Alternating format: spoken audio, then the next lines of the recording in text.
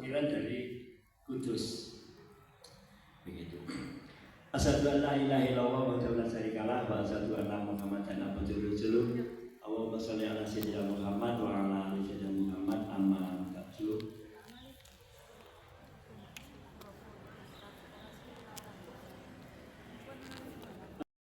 Selamat pagi Bapak Ibu. Pagi. Izin saya ada pantun pendek. Boleh dibantu cakepnya atau ganteng? Kan kebetulan saya ganteng. Harimau mengaum di depan pintu. Ganteng. Nah, saya ulangi lagi. Harimau mengaum di depan pintu. Assalamualaikum warahmatullahi wabarakatuh. Boleh dipanggil Pak, boleh dipanggil Mas, boleh dipanggil Dek, tapi tidak boleh dipanggil sayang. Ya, saya timnya Bu Iir, biasa di bagian edukasi dan pelindungan konsumen.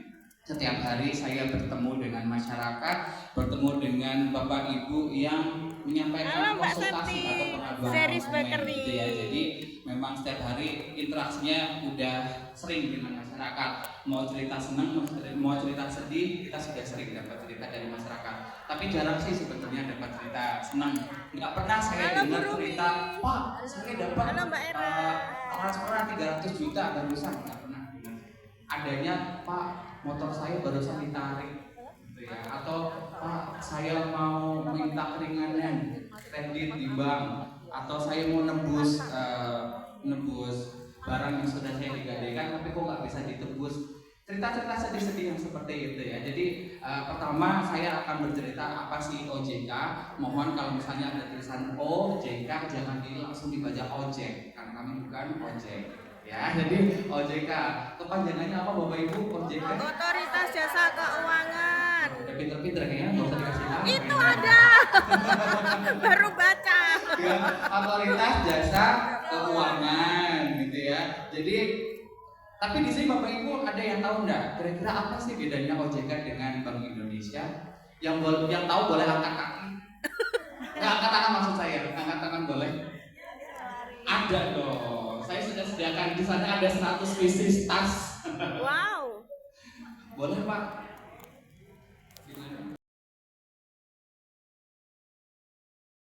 Resmi.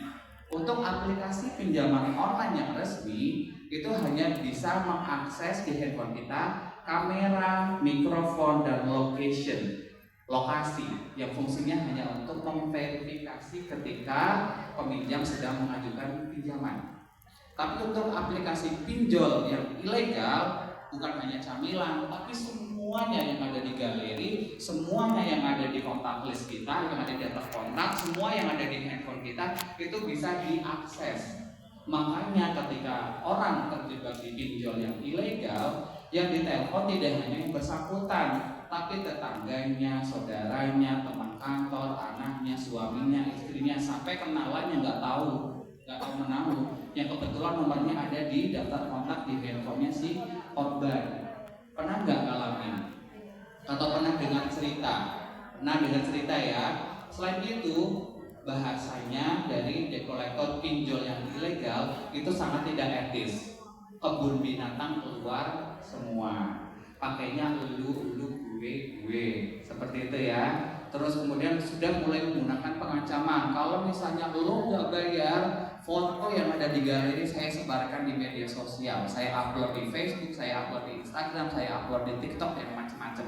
Sudah mulai menggunakan ancaman. Karena kalau untuk yang pinjol resmi, pinjol legal, tidak boleh menggunakan cara yang seperti itu, gitu ya. Mereka memang boleh bekerjasama dengan debt collector, tapi debt collectornya masih menggunakan bahasa yang template, bahasa yang baku. Biasanya memperkenalkan diri, selamat siang Bapak Ibu, saya dari debt collector atau debt collector dari pinjol A. Bapak Ibu terdaftar sebagai peminjam di perusahaan kami, tenggat waktunya atau jatuh temponya tanggal sekian. Mohon agar segera dilunasi. Biasanya hanya sekedar seperti itu. Tapi kalau yang ilegal tadi seperti yang saya ceritakan, bahasanya sangat tidak etis, sangat tidak manusiawi, menggunakan pengancaman, itu yang menjadikan korbannya depresi, kena psikologi, kena sekolah kena mental gitu ya. Jadi bahasa anak-anak sekarang itu kena mental, langsung ngedrop seperti itu. Jadi boleh gak sih pinjam dipinjol atau dipindah? Boleh, boleh, asalkan penggunaannya untuk kegiatan yang tips saya produktif, bukan konsumtif. Kalau misalnya anggota kita, teman-teman, anak mau pinjam dipinjol, ditanya, kamu pinjam pinjol untuk apa? Untuk beli handphone. Handphonenya untuk apa? Ya untuk foto aja. Itu berarti adalah kegiatan yang konsumtif atau produktif? Konsumtif. Konsumtif. Kira-kira untuk kegiatan yang tadi, beli handphone hanya untuk foto, hanya untuk bermain di media sosial, mainan Instagram, menghasilkan uang enggak? Tidak. Dia akan bayar cicilan anak atau ibu bapak? Ibu ya, yang akan bayar cicilan ya. Udah beli handphone pakai pinjaman, ada bunganya, kena denda, saya juga yang harus bayar. Tapi beda ceritanya ketika kita pinjam dari pinjol atau pindah yang legal, yang resmi untuk beli handphone, handphonenya untuk jualan UMKM. Kita jualan di Shopee, jualan di Lazada, jualan di Tokopedia, itu kira-kira akan membuahkan income atau memberikan hasil enggak? Iya. Dan itu bisa membuat kita ada uang untuk membayar angsuran. Itu berarti konsumtif atau produktif? Produktif. Boleh nggak kira-kira? Diperbolehkan. Ya, yang tidak diperbolehkan, yang tidak dianjurkan adalah untuk kegiatan tadi yang konsumtif, karena nggak ada efeknya. Kita jadi mengeluarkan uang lagi. Tapi kalau yang produktif, masih ada uang yang akan dihasilkan dan untuk membayar kembali seperti itu. Jadi ada manfaatnya ketika kita membayar, dan harus ingat ini pinjaman cepat, pengembalian juga harus cepat seperti itu. Dan yang perlu diingat sampai detik ini per Juli 2025 pinjam online atau pinjam yang resmi di OJK yang terdaftar di OJK itu 96 perusahaan saja. Sementara yang ilegal, Bapak Ibu bisa tebak ada berapa? Mungkin ada yang bisa tebak? Jumlahnya per April 2025 itu ada 2.500. Jadi sangat jauh perbedaannya, dan itu sekitar hampir 2.000 sudah ditutup oleh OJK dan masih menjadi PR-nya OJK untuk menutup tadi pinjaman-pinjaman online yang nakal, yang ilegal. Kita bekerja sama dengan Kementerian Kominfo, Komdigi untuk memblokir website dan aplikasinya. Jadi mohon Bapak Ibu lebih aware lagi, menyampaikan ke masyarakat lingkungan sekitar, hati-hati dengan pinjol yang ilegal. Kalau yang legal selama masih diawasi oleh OJK masih aman. Seperti itu ya. Selanjutnya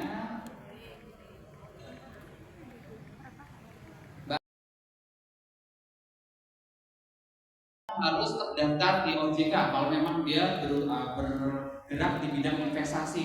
Perusahaan yang bergerak di bidang investasi biasanya adalah perusahaan sekuritas dan perusahaan manajer investasi. Dan itu harus terdaftar, legalitasnya harus jelas. Apakah hanya seputar itu? Belum tentu ya, karena kalau misalnya ada perusahaan investasi yang di Bapepti, itu juga harus terdaftar di Bapepti. Pernah dengar piala berjangka, yang future seperti itu ya, yang komoditi emas dan yang lain-lain, itu juga ada yang terdaftar di Bapepti, itu juga harus terdaftar. Kemudian keuntungan yang tidak wajar atau klaim tanpa resiko, Bapak Ibu harus ingat, yang namanya investasi itu ada dua risiko. Harus siap dengan dua risiko. Risiko untung dan risiko rugi. Tidak mungkin ketika kita berinvestasi kita berharapnya selalu untung. Karena kalau kita berinvestasi ada faktor X yang kita sebut dengan inflasi. Kalau mau investasi harus legal dan LE1-nya apa? Jadi kalau kita sudah bersentuhan dengan hal yang disebut tadi karakteristiknya ya, bisa untung, bisa rugi. Bapak Ibu yang punya sawah, apakah selalu berhasil panen? Belum tentu, bisa jadi suatu saat kena banjir, runtuh, kena hama dan yang lain-lain. Ketika Bapak Ibu memiliki peternakan, kambing, sapi, ayam, bebek dan yang lain-lain, apakah mereka apakah ternaknya 100% selalu hidup? Enggak, gitu ya. Pasti ada aja yang ngantuk gitu ya kalau ayam gitu ya. Jadi tidak selalu yang namanya investasi atau usaha seperti itu selalu lancar. Sama halnya dengan investasi yang berkaitan dengan keuangan. Ada naik, ada turun. Saham naik, saham juga bisa suatu saat turun. Kita siap untung, kita juga harus siap rugi. Cuma yang sering ditawarkan kalau investasi bodong adalah udah Bapak Ibu di tempat saya aja, nanti pasti suatu saat untung, nggak akan pernah turun, pasti grafiknya naik. Pokoknya setiap bulan, setiap minggu atau setiap berapa periode sekali keuntungannya 30%. Ya. Keuntungan untuk yang investasi itu tidak pernah pasti. Ingat, keuntungan di bidang investasi itu tidak pernah pasti. Karena apa? Ingat inflasi. Inflasi naik turun. Jadi kalau misalnya ada orang yang bilang investasi ke tempat kami, keuntungannya sudah pasti 30%, keuntungannya sudah pasti 50%. Ya, tutup mata, tutup telinga, tinggalin aja. Bohong, gitu ya. Apalagi kalau misalnya, Pak, udah invest saja ke tempat kami 10 juta, keuntungannya 1% per hari. Per hari 1% kira-kira gede atau kecil? Besar. Monggo Bapak Ibu jumlahkan. Kalau dalam 1 tahun berarti 365%. Kalau misalnya kita setor 100 juta, hanya modal 1 juta, terus dia bilangnya keuntungannya 1% per hari, artinya dalam 1 tahun Bapak Ibu mendapatkan 365 juta. Betul enggak? Masuk akal enggak? Enggak. Sangat tidak masuk akal karena bunga deposito kurang lebih 5-6% setahun, gitu ya. Jadi kalau misalnya ada yang menawarkan seperti itu kan berarti membuat kaya. Kalau membuat kaya, saya nggak akan ngajak-ngajak Bapak Ibu untuk kaya bareng saya untuk kaya. Kalau mau kaya yang memperkaya diri saya sendiri aja, nggak usah ngajak-ngajak yang lain. Bener enggak? Bener enggak? Logikanya kan seperti itu. Ngapain saya ngajak-ngajak orang lain untuk kaya? Mending saya sendiri aja yang kaya, kayak gitu. Jadi ingat, kalau ingat 2L adalah legal dan logis. Karena jangan terbujuk rayu. Kadang-kadang mereka itu memanfaatkan pemuka agama, hutan sekali pemuka agama, terus influencer, artis, itu ikutan investasi ini, kenapa saya nggak ikutan? Udah Pak Haji ikutan itu, kenapa saya nggak ikutan, gitu ya? Pak Haji ikutan, kenapa saya nggak ikutan? Kita ikut investasi, kita menggunakan produk keuangan, mohon jangan ikut-ikutan, tapi karena kebutuhan dan kemampuan. Ingat, kebutuhan dan kemampuan. Kalau butuh tapi tidak mampu, pending dulu, tunggu sampai mampu, ya. Tapi rasanya kalau sudah mampu dan kita butuh, monggo silakan. Tapi jangan sampai ikut-ikutan. Itu bahaya sekali, karena kalau misalnya sudah sampai ikut-ikutan, yang menanggung resikonya bukan orangnya, bukan influencernya, bukan Pak Hajinya, tapi kita sendiri yang menanggung resikonya. Betul apa betul? Betul, ya. Saya lanjutkan. Oh ya, sekalian yang judi online. Kenapa judi online jangan? Karena ketika Bapak Ibu rekeningnya terindikasi dengan transaksi judi online, pasti kemarin dengar ya, PPATK itu dan Komdigi itu memiliki database Bapak Ibu semuanya atau Indonesia. Kalau sudah terindikasi rekeningnya ada transaksi judi, langsung diblokir dan sangat sulit untuk dibuka blokirnya. Sangat sulit, ya. Itu harus lapor ke PPATK. Kenapa? Itu tadi sudah terindikasi. Dan ketika Bapak Ibu mau melakukan transaksi di tempat lain, di BCA saya diblokir, pindah ke Bank Mandiri. Bank Mandiri kira-kira bisa nggak? Bisa. Saya mau ke BPD Jateng aja nggak bisa, karena ada database-nya semuanya, kelihatan semuanya di mana aja. Atas nama Bu Nani, atas nama Pak Ahmad, atas nama Bu Siti, ketahuan semuanya yang terkena indikasi rekening judul, langsung diblokir semuanya. Apakah hanya rekening yang di perbankan, yang lain-lainnya juga. Kalau kita mau kredit juga sulit, asuransi juga akan sulit. Jadi langsung tertutup semuanya. Nanti ya Ibu ya, ada sesinya sendiri. Ya saya selesaikan terlebih dahulu. Nanti saya ketikkan atas nama Ibu. Nah ini tadi ya, selalu ingat 2L, legal dan logis. Saya gambar dulu. Bapak Ibu di sini sudah ada yang simpan nomor layanan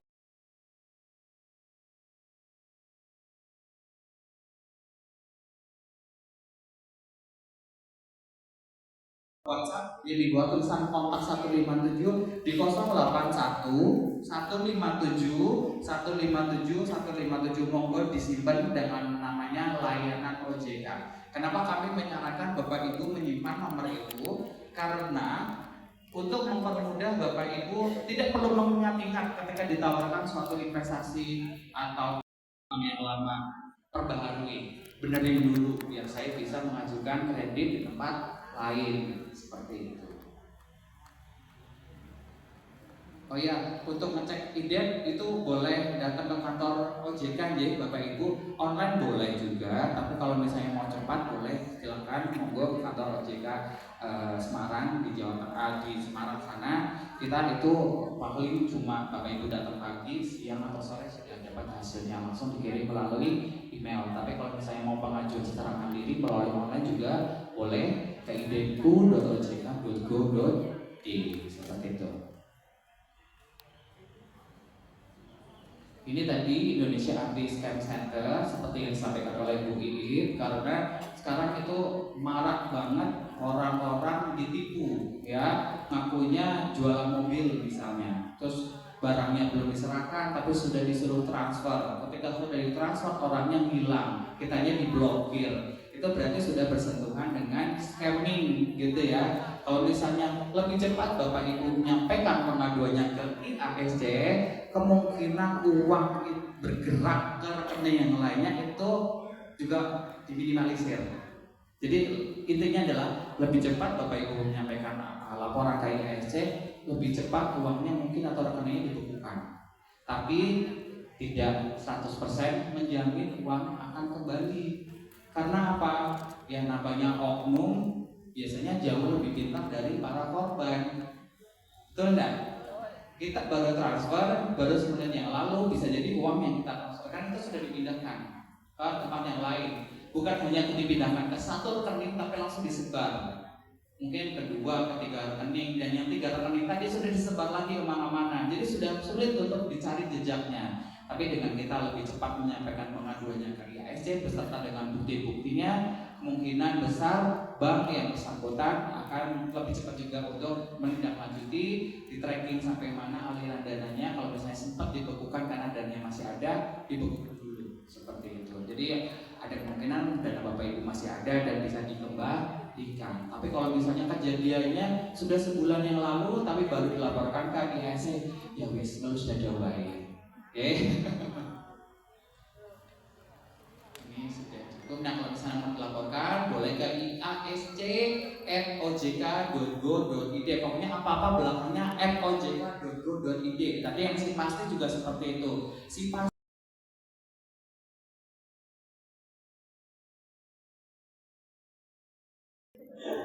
jangan-jangan Bapak Ibu itu sudah pernah, dan saya yakin kayaknya sudah menggunakan produk Pegadaian. Ada Ibu lagi.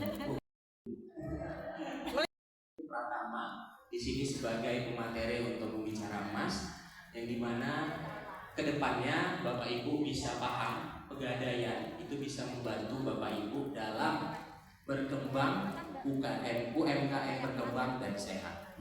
Baik, di sini ada Bapak Bupati Dr. Ani dan Ibu Belinda sebagai wakil bupati. Nah, di sini itu saya membuat ada 3 trofi Bapak Ibu. 3 trofi ini apa sebenarnya? Itu pencapaian Bapak Ibu. Jadi ketika saya sebagai warga tidak dalam Kudus gitu ya, melihat bahwasanya setelah pelantikan di bulan Februari ternyata sudah ada pencapaian dari Bapak Bupati dan Ibu Wakil Bupati. Apa saja? Pertama ada Kudus Borong Prestasi atau BUMD. Penghargaan ini membuktikan kepemimpinan beliau dalam membina BUMD hingga tingkat nasional. Kemudian yang kedua ada Wakil Bupati Kudus raih penghargaan pemimpin pemberdaya generasi muda. Penghargaan ini selaras dengan komitmen membangun SDM yang unggul dan sehat. Kemudian yang ketiga, 39 sekolah di Kudus terima penghargaan Adiwiyata. Adiwiyata itu apa sebenarnya Bapak Ibu? Program sekolah berbasis lingkungan untuk mencetak generasi sehat, peduli dan masyarakat. Ini semua menyatu dan bermuara ke visi Wakil Bupati. Masyarakat Kudus sehat, masyarakat Kudus sejahtera, harmoni dan takwa.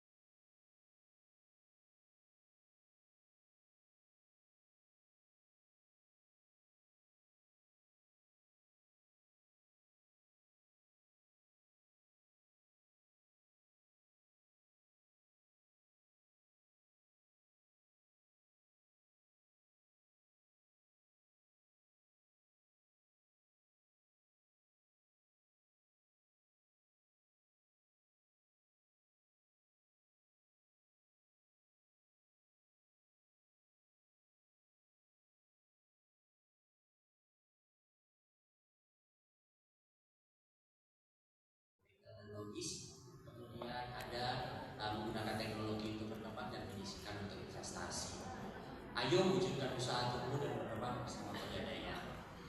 Kurang lebihnya saya mohon